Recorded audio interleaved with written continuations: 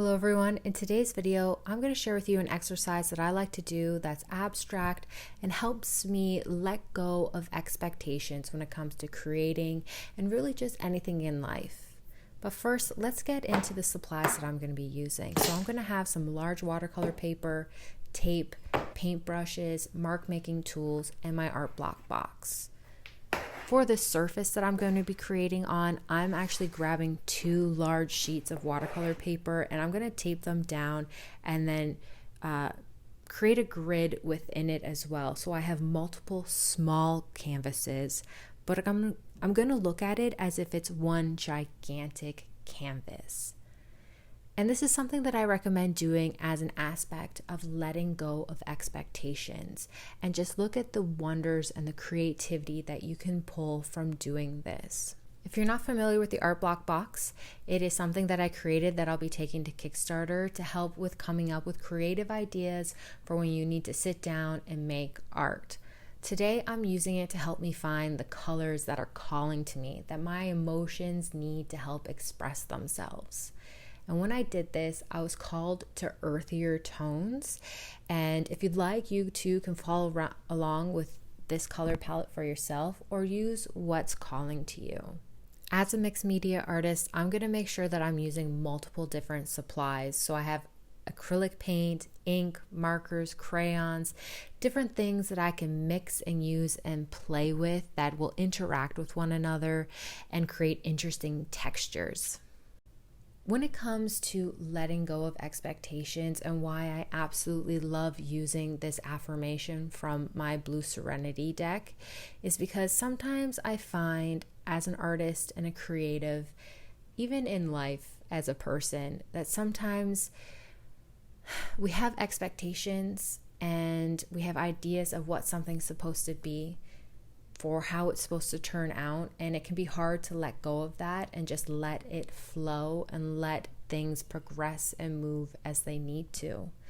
And when I pull this card, I like to then create abstract imagery to help me focus on letting go, on just breathing and expressing versus focusing on what something needs to become, what it needs to look like as an artist and a creator.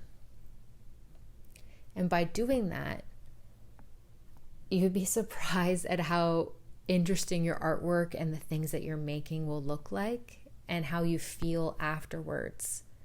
One of the tips I actually have and I recommend wholeheartedly for doing this kind of exercise is not only to I don't want to say the word cordon off, but basically like section off your paperwork, right? You want to tape down different shapes and areas, but also come at your canvas from a different angle. So if you have it taped down to a desk, move around your desk as you create, as you move your body and use different materials, as well as trying to just not wait between layers. So right now you can see that normally I wouldn't mix my acrylic paint with my watercolor inks.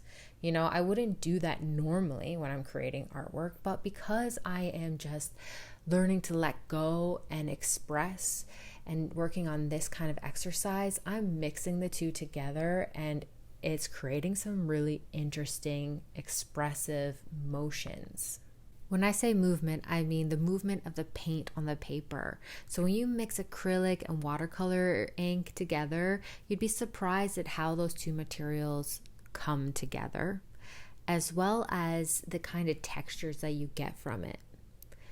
Now, I do recommend that if you are going to start going to the next stage, like I am right now on screen, where I'm putting in some finer detail work, let your materials dry first and then go in and do the next layer. For this stage, you can do it as the big picture like I am right now, or you can take all the tape off and create it in a more purposeful way.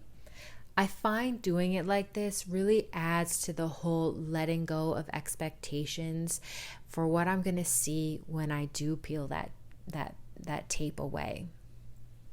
And the last thing I want to mention for a suggestion, or what I really recommend doing because I love to do it when I'm creating this way, is to play music while you're doing this. For me, music's a huge part of, expression and feelings and things like that, and it adds to the mood.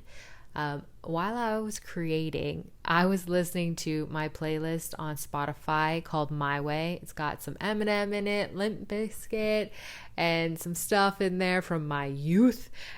And basically, I recommend listening to something and moving your body along with it, because you'll be surprised at the kind of movement and shapes and lines that you get by moving your body to music. It helps you let loose and takes away that fine, when your brain's just trying to focus on details. Okay, it's that time to see what it looks like without the tape on it, to see the tiny completed pieces of artwork that we created with expression, and now looking at them in a different way. So what I want you to do, and what I love to do, is to actually cut my larger pieces into smaller pieces to create them into their own individual paintings. You can cut on the lines where you tape them off, or go into the actual painting and make them even smaller or bigger, or do different types of shapes and sizing.